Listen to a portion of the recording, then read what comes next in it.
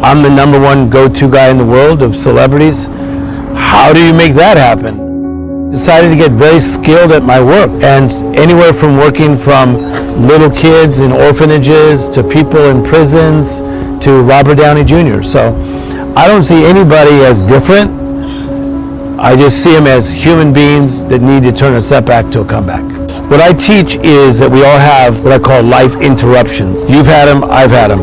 It could be when somebody's young and they get ill, or their parents get divorced, or in this case my father passed. So it's a life interruption, and then when most people have that life interruption or setback, they don't know how to get out of it. And so that's one thing that I think created a calling in me, that I wanted to help more people that had life interruptions find a way up and out. The whole idea of the book of the miracle mentality is don't live in the mundane, don't stay in the messy, don't stay in the madness, but make room for the miracles. And I think that so many of us that we get so caught up in the mundane, and then the mundane escalates to the messy, and then it escalates to the madness, which is the chaotic, that man, where's the magical? You know, there's times in life where you just want to shout, where life is at a high volume, and could be the first time somebody falls in love. You just want to shout. It could be you're successful in your job. You just want to shout. But there are times where you're disappointed and things don't work, and then you're disappointed again and disappointed again. And it feels like, watch this play on words, life has knocked the shout out of you. And that shout goes down to a whisper. And if you notice, a lot of people that you grew up with, they don't have a shout anymore. Their shout became a whisper.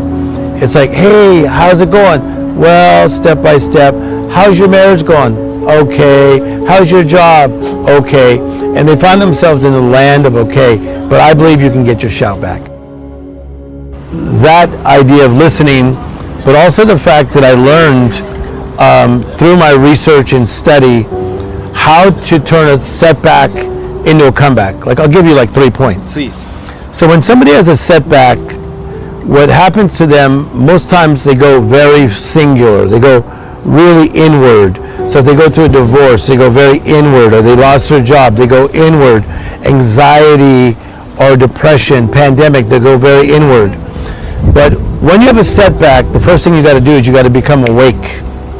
You got to become conscious, and you got to say, oh my gosh, we're in the middle of a pandemic, and we may need to be locked down for a month. A month turned into another month, and then to over a year, right? So number one, become awake. Secondly, you have to take inventory. Take realistic inventory, like in the pandemic. Where am I financially? Where am I with my job? Where am I with my mental health? How is my family doing?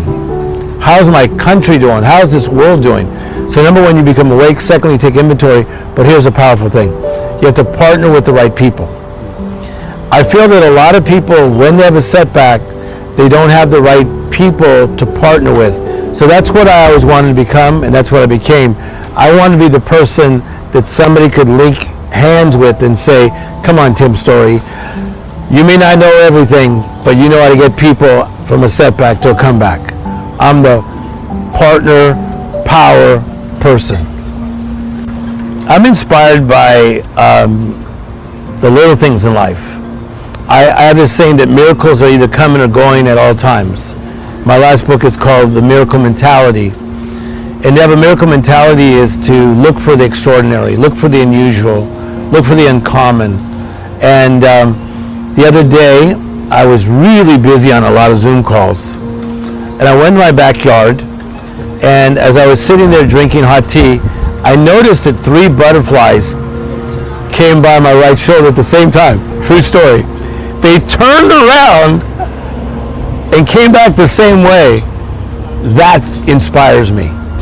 So I'm inspired by butterflies. I'm inspired by you today and the outreach you guys have in changing lives. I'm inspired by this beautiful location in Estonia. I'm inspired by great conversations with Quincy Jones. I'm high on life. I really enjoy life. What a privilege to live. First of all, I've learned that not everyone's urgent is my urgent. I got that from Stephen Covey. Because in the early days of life coaching, I used to be on the phone like non-stop, like even late at night, 2, 3, 4 in the morning. I don't do that anymore. Because unless it's a major crisis, someone's been hospitalized or somebody had a relapse in the area of addiction, I make people make appointments, and the biggest stars in the world, they gotta go through my assistance, and I think it's better that way because I have to protect my own peace. I have to protect my own state of mind because I like to be in just a very sound mind. I like to be steady in unsteady times. So even though they may have my number, doesn't mean their urgent is my urgent. I have a therapist. So I think that like to live the life that I get to live is so over my head. Like, how did this happen? Okay. So like sometimes I'm like driving down the street, and I won't name drop on this one, and like someone will call me this like a huge gigantic movie star that we would look up to forever, and it blows me away still. So I think that, you know, for many years I'm living this life that is different, better, more magical, and I like going to a therapist and just sitting there and making sure I stay on the yellow brick road, making sure that my motives are right, my mindset is right, because in my kind of job, they offer you a lot of money to do different things, like, you know, mostly coming from just a low-income family to starting to do real well, even in my early 20s. I just wanted to be around practical mindsets that would keep me on the yellow brick road, and so far, so good. To get your shout back, the first thing you got to do is get tired of being tired. If you're bloated, get tired of being bloated. If you're poor, get tired of being poor. If you're lonely, get tired of being lonely. And you really got to get tired of being tired. And that's how I was being in a lower income family.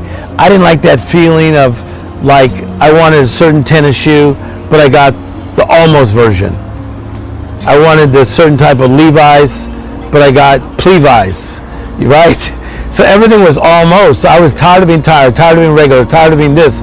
And so I made a choice that, man, I'm gonna do 3 things. Here we go. Number 1, we learn from education. Number 2, that's why I'm glad that you're doing this. We learn from conversation. Number 3, we learn from observation. So I began to educate myself. I began to have better conversations, and I began to watch people around me that got their shout back, and I emulated and started following what they did. Tired of being tired. Tired of being tired.